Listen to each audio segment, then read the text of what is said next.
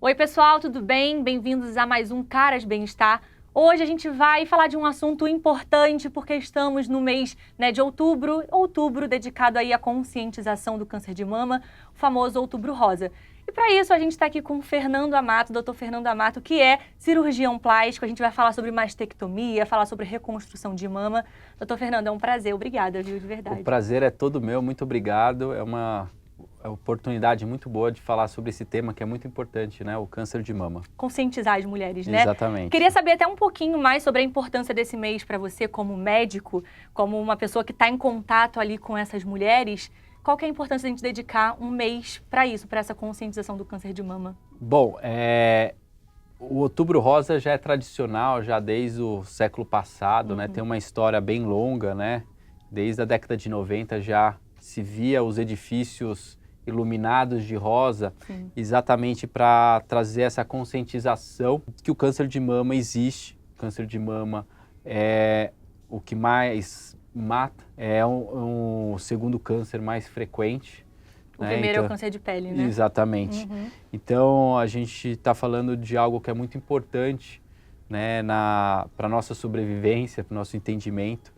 Então, a gente ter um mês dedicado para o Outubro Rosa faz com que a gente pare para pensar que a gente tem que fazer alguma ação, né? No caso das mulheres em casa, elas precisam fazer os exames preventivos, né? As rotinas, né?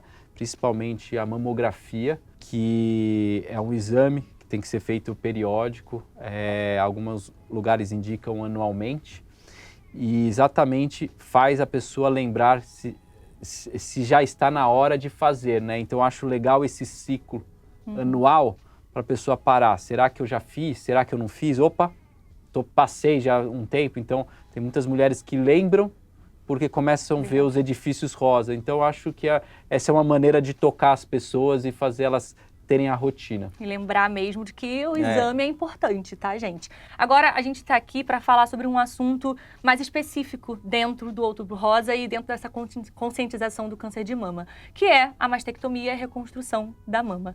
Queria começar a falar sobre a mastectomia. Queria que você explicasse um pouquinho para as pessoas que estão assistindo a gente o que é a mastectomia, como que funciona, como que é o processo. A mastectomia é só das possibilidades de tratamento cirúrgico para o câncer de mama. E o tratamento cirúrgico também não é o único tratamento para o câncer de mama. O câncer de mama, ele tem tratamento com quimioterapia, radioterapia, hormonioterapia, terapia-alvo. Então, tem um monte de tratamento que são combinados para cada tipo de câncer de mama, tipo histológico. Então, a mastectomia, ela já é uma ressecção ampla da mama, que pode estar envolvendo até o bico, a areola. E essa ressecção ampla da glândula, a gente chama de mastectomia. Pode ser com preservação de pele, pode ser com preservação do bico, da areola, e pode ser uma ressecção segmentar. E o que vai determinar o tratamento cirúrgico?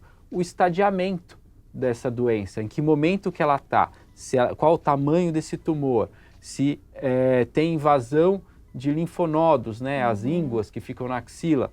Se tem essa invasão, aí já tem um tratamento diferente. Então, tudo isso vai determinar. Então, esse é um tratamento que é determinado de acordo com o paciente, com o mastologista, com o oncologista. Com a investigação, exatamente, né? E com o que tem disponível, né? Então, existem quimioterápicos que não estão disponíveis, então a gente não pode propor um tratamento que não está disponível. Então, tudo isso vai ser desenhado para cada paciente e aí sim vai ser feito começar o tratamento do paciente. Então, a mastectomia é só um dos tratamentos. Procedimentos ali, né? A gente vê também, né, famosas aí que fazem a mastectomia por conta da prevenção do câncer de mama. Eu queria saber um pouquinho, né, sobre isso. A Angelina Jolie, inclusive, foi uma atriz que retirou ali a mama porque queria prevenir e tudo mais. Queria saber, realmente isso acontece, isso resolve, um tipo de prevenção também do câncer de mama, fazer a mastectomia mesmo não tendo o câncer? Então, no caso da Angelina Jolie, ela tinha uma alteração genética e ela tinha uma chance muito alta de ter. Tá. Então ela optou de forma eletiva de retirar a mama, preservando toda a pele, então não tinha câncer, então não precisava fazer uma cirurgia tão agressiva, porém não é uma cirurgia, não é uma mamoplastia, uma mastopexia ou só uma colocação de prótese, é uma cirurgia bem agressiva. Sim. E ela tem seus riscos, ela pode ter complicações, pode ter sofrimento de pele, pode ter irregularidades, então tem todo um caráter mais agressivo da mastectomia e que isso precisa ser considerado quando um paciente vai buscar retirar a mama. Tem muitas pacientes que vão no consultório, doutor, eu não quero, minha tia faleceu de câncer de mama, eu não quero ter câncer de mama. Quero prevenir, quero tirar, mas nem fez um teste genético. Entendi. Ou tem aquelas que têm o teste genético, mas não têm filhos, ainda não estão nem no momento, não pararam para pensar e estão achando que vai trocar a mama por prótese e resolveu a vida. Não, vai colocar uma prótese, vai ter a vida inteira um implante que vai ter uma manutenção. Esse implante vai precisar ser trocado no futuro, ele pode ter complicações. Então, não é tão simples. Não é chegar no consultório e falar, quero tirar, pronto. Quero tirar e pronto. Não, tem uma sequela e isso precisa estar bem alinhado à expectativa do paciente, com que a gente vai conseguir entregar de resultado. Se não tiver alinhado, não pode ser feita essa cirurgia. Então, a Angelina Jolie, porque tinha uma alteração genética, ela tinha uma indicação, ela pôde optar por essa cirurgia. Diante dos cuidados médicos. Cuidados médicos, orientado. Foi divulgado, acho que é importante divulgar que isso é possível, mas tem que ser conversado com o médico, porque não é só tirar a mama e resolver o problema. Não, você tirou a mama e você pode ter outros problemas. É uma cirurgia que vai retirar tecido e pode ter retração de cicatriz, pode ter irregularidade, pode ter assimetrias, então tem todo um outro contexto de complicações que podem aparecer. Ou seja, procurem um médico, entenda o seu caso e aí ele vai designar o tratamento melhor para você. Exatamente. Vamos falar então sobre a reconstrução então agora? Bora. Queria que você explicasse um pouquinho como funciona a reconstrução, porque eu sei que existem aí vários tipos de reconstrução de mama. Quais são eles, como que funciona cada um, quando que é indicado? Existem várias, realmente existem muitas reconstruções de mama. Eu gosto de falar que quem determina a reconstrução de mama é a paciente. Se a gente não conversa com a paciente, a gente não sabe o que ela quer, a gente não tem nem que fazer a reconstrução de mama. E às vezes eu vejo pacientes que elas fizeram uma mastectomia já faz um tempo e elas procuram o cirurgião plástico não para reconstruir a mama, mas às vezes para diminuir a outra. Então, às vezes, falta um pouco de conversar com o paciente, entender o que está incomodando ela naquele momento e a gente falar as opções que tem. Então, a gente, sim, pode usar implantes mamários, que são as próteses de silicone, né? No Brasil, é uma das principais reconstruções. É o que mais é feito. No Brasil, sim. Nos Estados Unidos já tem outros tipos de cirurgia. Já na Europa, também eles preconizam, tanto na Europa quanto nos Estados Unidos, eles fazem muito retalho microcirúrgico. O que são esses retalhos microcirúrgicos? Eles levam tecido de um local e eles fazem um autotransplante. Eles tiram o vaso de um lugar e conectam o vaso próximo da mama. Então, essa é uma reconstrução microcirúrgica. Pode ser usado pele do abdômen, mas também pode ser usado pele da coxa, do bumbum, para tentar refazer o volume da mama sem precisar de um implante. Entendi. Mas isso é um tipo de cirurgia que no Brasil não é difícil você implantar porque tem uma curva de aprendizado muito grande para o cirurgião e os hospitais também não têm uma estrutura para receber isso. Entendi. Os convênios acabam não aceitando e pagando e o SUS muito menos. Então, é melhor fazer 3 reconstruções do que a gente já está habituado a fazer com implantes do que tentar fazer uma que é uma cirurgia mais longa. É possível fazer os retalhos também, não esses autotransplantes, pode ser feito, por exemplo, do abdômen é possível fazer, que é o retalho TRAN. Ele não precisaria de implante, mas ele pode gerar uma fraqueza da parede abdominal, então a gente tem que considerar isso como uma comorbidade e ver com o paciente se vai valer a pena ou não. Quando falta pele mesmo, não dá para colocar só um implante. A gente precisa ou levar pele de algum lugar, que mesmo para colocar um implante a gente poderia fazer o grande dorsal, que é um músculo das costas, que vai com uma ilha de pele e a gente leva para frente, né? E a vantagem é que o músculo protege o implante e a gente consegue ter pele para completar a pele que estava faltando da mastectomia. Então essa é uma cirurgia que a gente acaba fazendo muito nesses pacientes com reconstruções tardias, né, que acabam precisando de implante. E também um outro é o expansor mamário, que durante a mastectomia é colocado, é como se fosse uma bexiga.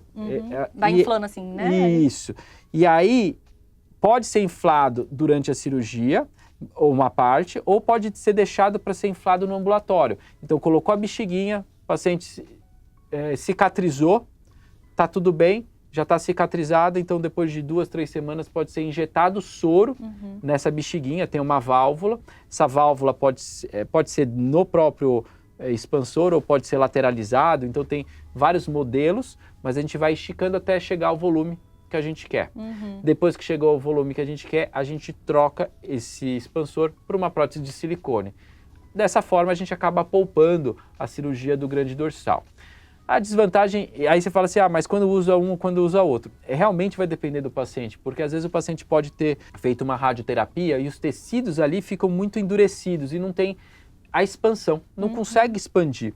Então a gente acaba levando o músculo das costas porque não tem mais, nem adianta colocar um expansor depois. Então cada caso vai ter um detalhe e reforços. Se não conversar com o paciente, às vezes a gente propõe uma cirurgia que ela não está nem entendendo. Eu já vi muitas pacientes pedirem para tirar o expansor. Falei assim, doutor, fizeram a mastectomia, eu não entendi, colocaram o expansor. Não sabia que ia ser assim. Eu não sabia que ia ser assim, eu quero que você tire isso, eu prefiro ficar sem. Então, isso é claro que não é a maioria, mas existe um grupo de pacientes que não gostaram, não querem ter um implante, quer ficar sem nada. Então a gente tem que respeitar, tem que conversar com o paciente, tem que explicar as etapas. Às vezes a gente não faz a reconstrução num tempo só, a gente precisa fazer vários tempos. Coloca o expansor, expande, troca o expansor para uma prótese, depois faz o bico e a arela. Vai de etapa para etapa. Etapa para etapa. Às vezes a gente acaba usando enxerto de gordura para complementar, para melhorar o tecido, para corrigir algumas irregularidades, ou às vezes até mesmo para fazer a reconstrução, a gente pode fazer etapas de enxerto de gordura. Então, tudo isso tem que ser muito alinhado com o paciente. E a gente precisa entender o que ela está querendo, o que ela deseja, quais são as expectativas dela. Porque muitas pacientes às vezes falam assim, doutor, eu quero que reduza a outra só para não ficar tão ruim no sutiã, mas eu não quero que mexa nessa. Essa já foi o tempo dela.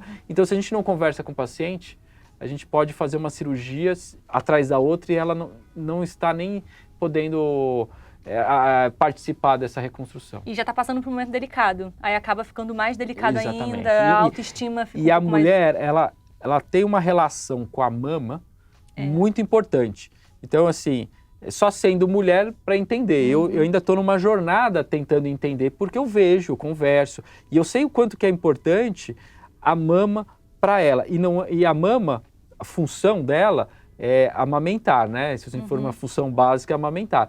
Mas é algo muito maior, é o que faz a mulher se sentir mulher. E mesmo não sendo para amamentar, essa reconstrução é uma reconstrução da autoestima da mulher. Total. Então a gente está reconstruindo algo a mais para ela se recompor, para ela ter autoestima, se ela poder se ver na sociedade de novo. Então é muito complexo essa relação, né? Então a gente tenta trazer conforto para ela. Para trazer essa autoestima novamente. Você falou que é processo ali, tem, na verdade, algumas reconstruções que é de processo, etapa para etapa. A mastectomia, quando ela é feita, a reconstrução pode ser feita junta também? Ou tem uma etapa também no meio disso tudo? Não, ela pode ser feita tanto com reconstruções com retalhos, pode ser feito com implante, pode ser feito o expansor, e isso a gente tem que estar alinhado antes, né? Tem que conversar com o paciente, explicar as opções, porque às vezes existem detalhes durante a cirurgia que podem fazer a gente mudar a conduta. Então, às vezes a gente planejou colocar uma prótese, chega lá na hora, não tem pele suficiente, a gente opta por colocar um expansor. Então, isso pode acontecer. Então, tem que estar bem alinhado com o médico. E eu entendo que uma paciente que vai fazer uma mastectomia, às vezes ela nem consegue entender o que vai fazer, porque é tanta coisa, parece que cai o mundo na frente dela. E algumas vezes eu recebi paciente de uma mastologista para avaliar a reconstrução de mama e a paciente não tinha entendido que ela ia fazer a mastectomia. Ela não conseguiu entender. Você que deve dar essa notícia para ela? Não, o colega deu a notícia, mas ela não entendeu. Não processou, porque entra em negação. Então, às vezes, eu tive que explicar de novo. Então, eu tenho que entender, ver o quanto que a paciente está entendendo do processo, para ela saber que é muito possível que acabe tendo uma reconstrução, precisa de implante ou não. Então, isso precisa estar muito alinhado com a paciente. Você estava falando também em relação a convênio, SUS, né? Que é mais fácil da gente ter ali a questão do silicone com o convênio, com o SUS. Queria entender um pouquinho mais sobre isso, porque eu confesso que eu não sabia que o convênio, né, ele fazia parte e proporcionava isso para as pessoas, e nem o SUS, que tinha isso no SUS. Como que funciona? Fala um pouquinho mais para a gente. O SUS, né, eu estava vendo um trabalho que em torno de 20% das pacientes que são mastectomizadas fizeram reconstrução com implantes. Então, essa é uma realidade do SUS, de imediato. Então, poderia ser muito mais, né? Muitas pacientes poderiam ter tido uma reconstrução, no Brasil a gente faz mais com implante, então muitos pacientes deixaram de reconstruir. Mas o SUS tem uma cobertura, a cobertura é obrigatória, inclusive usando o implante. Só que a realidade do SUS é que existe uma tabela SUS, por exemplo, que paga em torno de 700, 800 reais, acho que 750, para o implante. E o implante não custa 700. Não chega nem a metade do valor. Não chega a metade. Então, isso acaba que não tem um fornecedor, ou se for ter, vai ser um fornecedor que se submete a isso. Então, acabam tendo poucas alternativas para a reconstrução. Então, essa é uma limitação do SUS. Mas todo mundo tem direito. O SUS é a saúde lá, universal, tudo. Então, todo mundo teria o direito. E onde se faz mastectomia, né, onde se faz o tratamento de câncer, tem que ter alguma reconstrução, porque até mesmo para fechar, porque às vezes para fechar já é uma reconstrução. Sim. E o convênio, a mesma coisa, o que tiver relacionado ao tratamento cirúrgico do câncer, da mastectomia, ela vai ter direito a fazer a reconstrução. Inclusive, ressecções segmentares, de um pedacinho só que não é mastectomia, que é um quadrante, tem que cobrir a reconstrução dessa mama e a simetrização. A outra mama tem direito, ela faz parte do tratamento. Mesmo não tendo câncer na outra mama. A outra mama, tanto no SUS quanto nos convênios, sim, e não é discutível, porque faz parte. A paciente vai ficar com uma mama enorme de um lado e sem mama do outro, então você precisa trazer conforto, simetrizando essas mamas, tentando deixá-las parecidas. Então, esse é um direito de todos aqui no Brasil, de terem as mamas reconstruídas, principalmente no tratamento de câncer. Perfeito. Tanto no SUS quanto no convênio. SUS, você tem um projeto envolvendo ali essa questão de de fazer a reconstrução em mulheres e por meio do SUS. Queria que você explicasse um pouquinho pra gente. Bom, vendo e vivendo essa dificuldade do SUS, né, de não conseguir dar vazão, principalmente a gente viu na pandemia, né, as pacientes que tiveram sua mama mutilada pelo tratamento do câncer ficaram de lado, porque era mais importante tirar o câncer do que reconstruir a mama. Então, muitas mulheres ficaram sem poder reconstruir a mama. Então, eu estava num serviço do SUS e quando eu saí, porque não tinha volume de cirurgia para o cirurgião plástico, eu saí e aí comecei um projeto que eu chamo de Mama Minha. Legal. E aí eu vou chamando algumas pacientes que vão se cadastrando no meu site e vou tentando fazer algumas cirurgias reparadoras, né, para o câncer de mama. Acho que é o que eu consigo fazer, né, para ajudar no que eu tenho de melhor para oferecer. Inclusive, esse projeto meu ganhou um pouquinho mais de extensão, que eu consegui uma verba de emenda parlamentar, eu consegui destinar isso para um hospital do SUS, né, que é o Hospital São Paulo, e lá no Hospital São Paulo a gente está conseguindo quase que zerar a fila de espera para reconstrução tardia, né, aquelas pacientes que tinham pacientes com 6 anos de espera para uma reconstrução de mama, paciente com 3 anos com expansor mamário que já precisava trocar. É que é uma fila grande, né? A fila vai ficando grande, foi crescendo, então conseguimos crescer, né? Então, quem quiser pode preencher o formulário. pela meu próprio formulário, ele demora devagarzinho, que eu vou chamando aos poucos quando dá. Mas é que eu acredito que todo mundo pode ajudar a sociedade, tem que encontrar o seu papel na sociedade. E é uma jornada individual. A minha, eu estou buscando, vou morrer buscando, mas eu acho que ajudar o próximo a contribuir para a sociedade pode trazer algum conforto para alguém ali que sem a necessidade de receber alguma coisa de volta. Legal. Como que a gente pode encontrar esse projeto? Tem algum site, Instagram, ou como que funciona? Olha, no meu Instagram, meu.plástico.pro, acho que talvez a melhor maneira, manda um direct para mim, que eu mando o link que vai ficar mais fácil. Se eu for mandar links, pode ser que se percam, né? Então é mais fácil ali, eu dou o link correto. Boa. Bom, a gente tirando todas essas dúvidas de reconstrução, mastectomia, a questão da reconstrução, colocar ali o implante, né, o silicone, não atrapalha no tratamento, né? Isso é um mito. Ele muda alguns detalhes, né? Por exemplo, se a pessoa tem uma prótese de silicone ali, para fazer uma mamografia, precisa de uma incidência a mais. Ou seja, faz a mamografia assim e assim. Quando vai fazer a prótese de silicone, tem que fazer numa posição diferente. Ou seja, dificulta, mas não é um problema, não reflete, não teve aumento por conta disso. Perfeito. Existe algum desafio, doutor, que você vem vendo nesse meio tempo, né, de carreira, quando a gente fala sobre reconstrução mamária, quando a gente fala sobre mastectomia?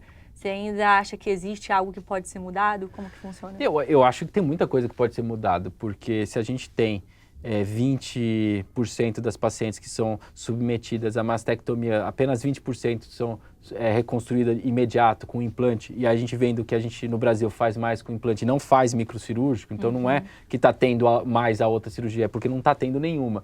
Então eu acho que o desafio está nessa cobertura do SUS ser real e todo mundo realmente ter acesso ao que eles têm direito. Então esse é o maior desafio que eu vejo na reconstrução de mama. Ter estímulo, né, para os médicos, precisa ter mais incentivos e capacitação também para os jovens cirurgiões também fazerem a reconstrução, porque é uma cirurgia maravilhosa, muito prazerosa, e estar perto dessas pacientes dá um prazer muito grande. Elas ficam muito felizes quando você para escutar elas e você vê que você conseguiu ajudar. E não só fazendo uma mama, que você viu qual era a necessidade dela e você tentou atingir, né? Elas sabem que você não vai ficar perfeito, mas elas sabem que melhorou, né? Que você fez o seu melhor para melhorar.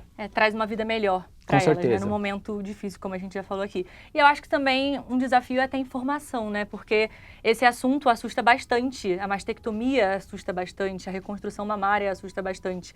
Você também enxerga dessa forma? Você também recebe pacientes que ficam assustadas em relação à mastectomia e quando tem o resultado, respira um pouco melhor? É a negação. Aí, o atendimento do paciente com câncer de mama, ele tem que ser multidisciplinar. Não é só nas costas do mastologista, só nas costas do cirurgião plástico. Ele tem que ter uma fisioterapia, né? Fisioterapia no pós-operatório, às vezes para fazer drenagem linfática, a psicóloga, um trabalho mental, saúde mental, um preparo antes da cirurgia, um preparo depois, né? Nutricional, educação física, sabe? Todos podem ajudar, né? Então não é só o médico. E médico tem várias especialidades que participam. Então quanto mais você segmentar e você dividir esse paciente com outros profissionais, você consegue trazer mais conforto para o paciente. Não tem jeito, quando a pessoa recebe um diagnóstico de câncer, é como se o mundo caísse, um peso, e acha que vai morrer. Mas o grande ponto é esse. É uma doença que, se você faz o diagnóstico precoce, né, o diagnóstico precoce do câncer de mama pode ter uma sobrevida em 5 anos de quase 100%. Ou seja, o mais importante é fazer o diagnóstico precoce. Diagnóstico precoce se faz com exames de rotina, a mamografia. Então, fugir do exame, tem paciente que procura não fazer o exame porque não quer descobrir. Tem medo, né? Tem medo. Não. Tem paciente que faz a mamografia, lê o laudo, viu que tem alguma coisa, não vai no médico e compra uma viagem porque assim, não, vou viajar porque senão eu não vou fazer minha viagem. Sim. Essas histórias são reais. Então o paciente ele precisa ter o apoio da família também. A família precisa estar junta e precisa acompanhar. Então isso faz diferença e o suporte, e a paciente fica mais sensível. Então esse é um grande desafio, né? Como que a gente poder acolher o próximo. Total. Bom, e para isso que a gente está fazendo o programa aqui, né? Para a gente conscientizar ainda mais as mulheres, para fazerem o autoexame, para se consultarem, fazerem os exames de rotina. A gente está chegando no finalzinho, doutor, mas eu queria até que você mandasse um recado para todas as mulheres que vão assistir a gente, né, nesse Outubro Rosa, pedir para elas se conscientizarem em relação a esse câncer de mama, para fazer também o autoexame. Por favor, esse é o seu momento de você mandar um recado. Esse é o momento que eu tenho que falar assim, façam a mamografia, né? Assim, o autoexame pode ajudar, porém, se a gente deixar só para o autoexame, ele pode ser tarde demais. Sim. Então, façam a mamografia. Ponto. Acho que ficaria... É o ideal. É o ideal. Outro detalhe, o câncer de mama está relacionado à qualidade de vida, sedentarismo. Ótimo. Então, essa é uma prevenção primária, né? Cuide dos seus hábitos, né? Cuide da sua saúde, atividade física, uma boa alimentação, trate a obesidade, né? Então, são detalhes que fazem diferença. Cuide da sua saúde, faça seus exames de rotina, faça mamografia. Perfeito. Como que a gente pode te encontrar? Acho que você deixou aqui o Instagram, mas por favor, deixe de novo para a gente te procurar, as pessoas tirarem também dúvidas. Meu Instagram é meu.plástico.pro. Eu tenho o canal do YouTube, pode colocar Amato lá, tem o do Instituto Amato e tem o meu pessoal, que é Fernando Amato. E é isso, também tem um site meu, que é o plástico.pro.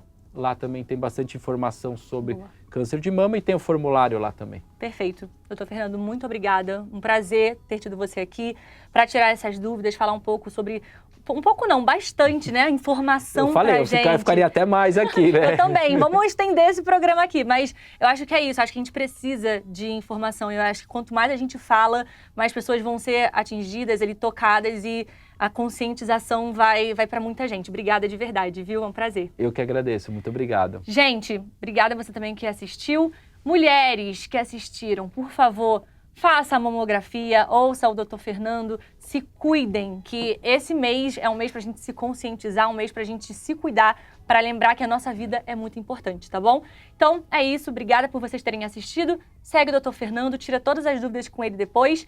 E também segue aqui, @carasbrasil, porque a gente vai trazer muita notícia ainda, muito conteúdo sobre saúde e bem-estar, tá? Beijo, tchau, tchau.